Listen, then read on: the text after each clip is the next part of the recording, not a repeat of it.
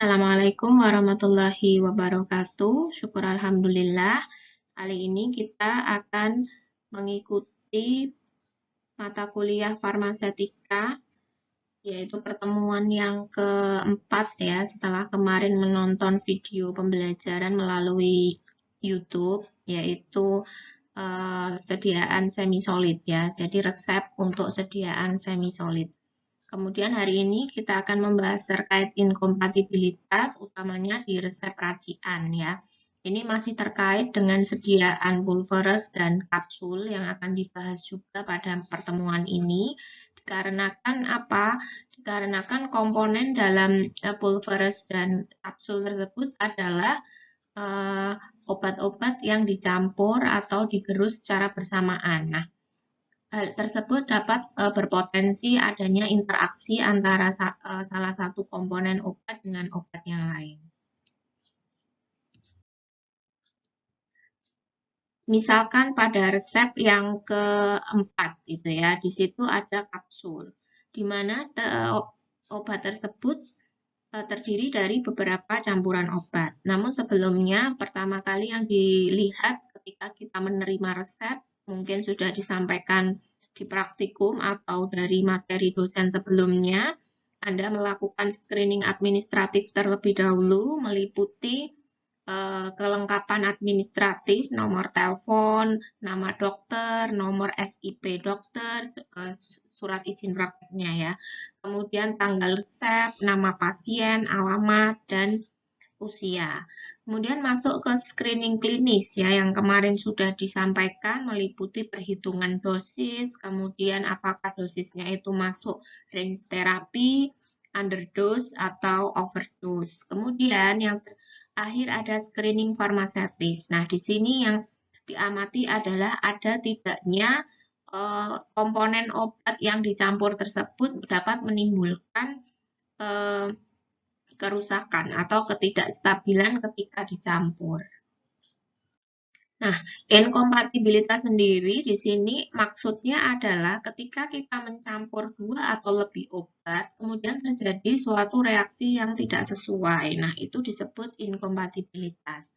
Inkompatibilitas ada dua, yaitu fisik dan kimia. Di mana fisik ini terjadi perubahan terhadap campuran obat, tetapi dia tidak merubah susunan partikelnya, gitu ya.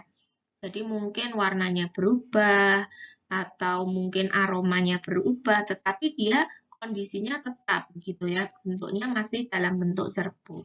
Beda dengan inkompatibilitas kimia, di sini terjadi suatu reaksi kimia, gitu ya, saat kita mencampur obat. Misalkan apa?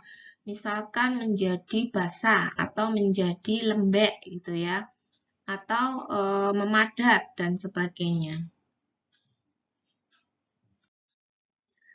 Nah, inkompatibilitas fisik contohnya adalah sulfur, minyak ikan gitu. Ketika kita campur biasanya akan menimbulkan endapan ya. Lalu mentol dan campur itu semuanya memiliki apa ya, sifat higroskopis sehingga dapat menyerap kelembapan. Oleh sebab itu ketika dicampur maka akan lembek campuran pulveres atau pulveres yang akan dimasukkan ke dalam kapsul ya, di mana cangkang kapsul itu kan juga terbuat dari gelatin ya, gelatin sapi atau fiber gitu ya, yang notabene juga dia mudah menyerap lembab gitu. Ketika dia dimasukkan oleh sesuatu yang memang dia apa namanya dapat menyerap lembab, maka mungkin akan meningkatkan basahan dari kapsul itu nanti. Lalu contoh lain ada kalium iodida dan natrium iodida. Ketika dicampur, dia akan menurunkan tekanannya sehingga serbuknya menjadi basah. Lalu magnesium sulfat dan natrium sulfat itu dia akan membentuk garam rangkap sehingga namanya garam juga mudah basah ya. Kalau Anda biarkan garam dapur saja ketika dibuka tanpa ditutup di wadah yang kedap udara juga dia akan basah seperti itu. Untuk inkompatibilitas kimia di sini contohnya adalah injeksi adrenalin atau norepinefrin. Itu biasanya untuk apa? Untuk kasus serangan jantung ya. Misalkan disuntikkan supaya apa? Supaya jantungnya berdetak kembali gitu. Nah, dia ini mudah terdegradasi oleh cahaya. Sehingga kalau misalkan dia terpapar cahaya tanpa perlindungan wadahnya, maka cairannya berubah menjadi merah gitu ya. Sehingga biasanya untuk ampul untuk menyimpan adrenalin atau norepinefrin ini berwarna ember, kemudian masih diberikan pengemas sekunder. Lalu emulsi. Emulsi adalah campuran minyak dan air gitu ya. Nah, ketika dia dicampur tanpa diberikan emulgator yang cocok, maka dia akan memisah, mudah memisah. Gitu. Lalu terdapat endapan atau timbulnya gas, terurainya bahan aktif, kemudian kekeruhan. Nah, itu adalah contoh-contoh inkompatibilitas secara kimia apabila kita mencampur 2 atau lebih bahan obat. Kemudian selanjutnya kita masuk ke kapsul karena ini masih relate dengan sediaan pulveres ya. Nah, kapsul di sini terdiri dari 2 jenis, ada kapsul keras dan kapsul lunak. Kalau Anda sering mengkonsumsi kapsul lunak itu ya minyak ikan gitu ya. Nah, itu adalah contoh kapsul lunak di mana kapsulnya itu bisa dikunyah atau bisa ditelan ya. Langsung ditelan atau dikunyah gitu. Sedangkan kapsul keras itu biasanya tidak untuk dikunyah, tapi boleh untuk ditelan. Nah, kapsul ini merupakan sediaan yang berbentuk padat yang sudah dikenal oleh masyarakat, baik secara baik dan praktis penggunaannya ya. Dosis obatnya akurat untuk sekali pakai, dapat melindungi rasa dan bau tidak enak dari obat. Nah, kalau ada pertanyaan, kenapa dibuat kapsul, tidak dibuat tablet saja? Nah, alasannya salah satunya ada ini ya, karena untuk menutupi aroma dan rasa yang tidak enak. Jadi kalau misalkan kita minum tablet amoksisilin itu pastinya pahit ya. Nah, kalau kita minum kapsul amoksisilin, pastinya rasa pahit itu bisa ditutupi dan aroma yang menyengat dari amoksisilin itu juga bisa ditutupi. Kemudian yang kedua adalah alternatif untuk campuran obat gitu ya. Kalau beberapa dokter yang suka meresepkan obat-obat yang racikan, nah itu kalau untuk dewasa nggak mungkin ya minum puir gitu. Pastinya obatnya dimasukkan ke dalam cangkang kapsul. Kapsul sendiri itu terbuat dari gelatin. Biasanya kalau kita di negara muslim itu pastinya menggunakan gelatin sapi ya.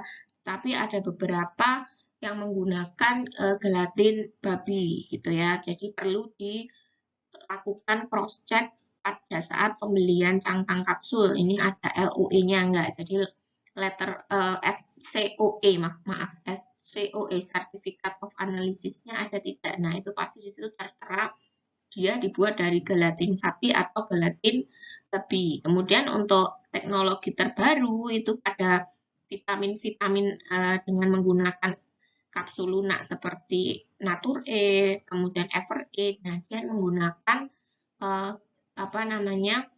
fiber ya dari rumput laut. Nah, itu jauh lebih aman. Perbedaannya di sini nanti bisa dibaca sendiri ya antara kapsul keras dan kapsul lunak. Kemudian ukurannya ya. Ukuran ini tidak sembarangan asal ukur ya. Di sini ternyata sudah diperkirakan kapasitas dari kapsul tersebut ya. Jadi kalau yang terbesar itu adalah kapsul 000, dia dapat menampung 1 gram serbuk gitu ya. Sampai yang paling kecil yaitu ukuran 5, dia hanya mampu menampung 0,1 gram saja atau 100 mg. Lalu syarat kapsul. Kapsul itu juga memiliki syarat ya, seperti tablet dan pulveres juga. Kapsul ini syaratnya yang penting di sini ada 3, yaitu keseragaman bobot. Jadi kan tadi kita memilih cangkang kapsul berdasarkan kapasitas yang ada di dalamnya, berarti kita harus membuktikan bahwa bobot dari kapsul yang kita buat tidak boleh menyimpang dari persyaratan kompedia yang dipakai. Kemudian yang kedua adalah waktu hancur ya, di mana waktu hancur kapsul itu tidak jauh berbeda dengan tablet, kurang dari 15 menit ya. Kemudian uji disolusi. Nah, uji disolusi di sini untuk membuktikan apa? Untuk membuktikan kadar zat aktifnya yang ada di dalam kapsul gitu ya.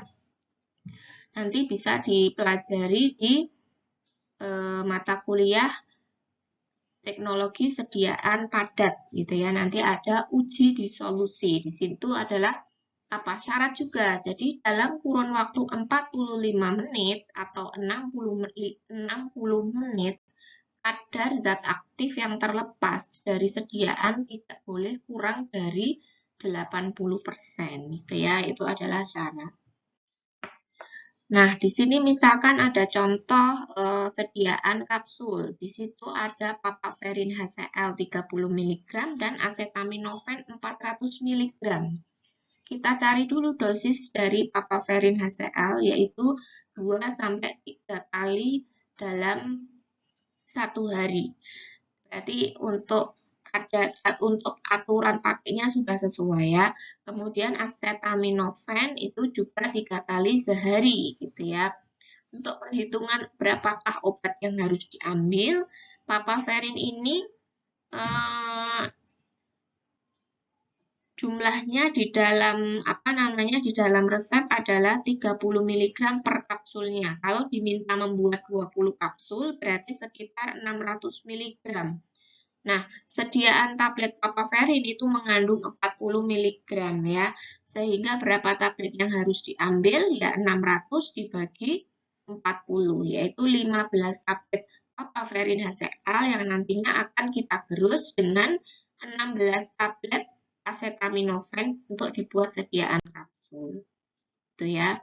Caranya nanti setelah digerus di dalam mortir stamper, Anda membagi serbuk tersebut menjadi 2 ya. Satu bagiannya itu dibagi lagi menjadi 10